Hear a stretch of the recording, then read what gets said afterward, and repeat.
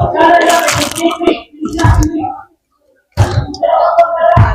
morning, baby, ha, mga auntie, mga anak, no, ako diri karon nag ice water kay sugod naman ang basketball diri sa among barangay or sa among puro.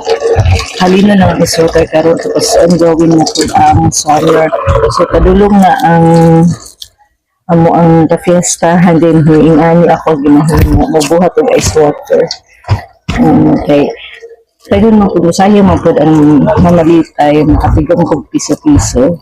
Na-inspired ko ani, katong time nga, wala pa ko yung ref, wala pa ko wala ko yung income. Mani akong giuna nga, para lang makatigam ko piso-piso.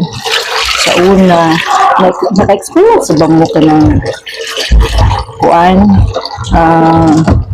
namilok nila mo 20 centavos para lang matigom ang kanang mahimong piso para mahatag sa imong mga anak-anak girl.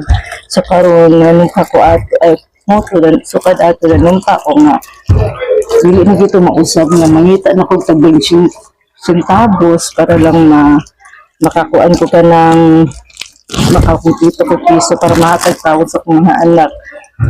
So, nagkaluyan ko, medyo kusog-kusog ko niya akong ice water sa kumasoki. Although na ay mga maligya ko sa mga silingan-silingan, pero okay lang.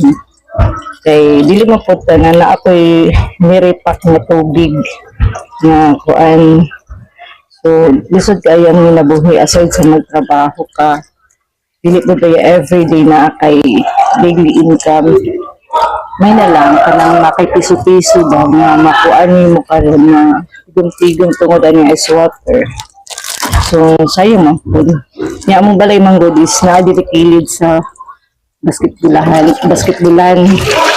So dahil siya tao sayang ang income.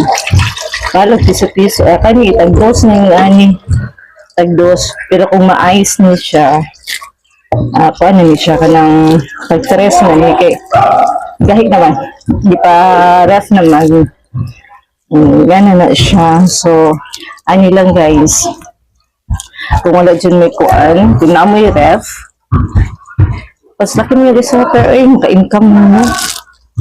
Bahala nag-kuan, bahala lang puro tubig ang sulod sa mga. At least maka-income, gihapon bahala tag-dos-dos, tag-tres, good. Kusog lang siya pag summer.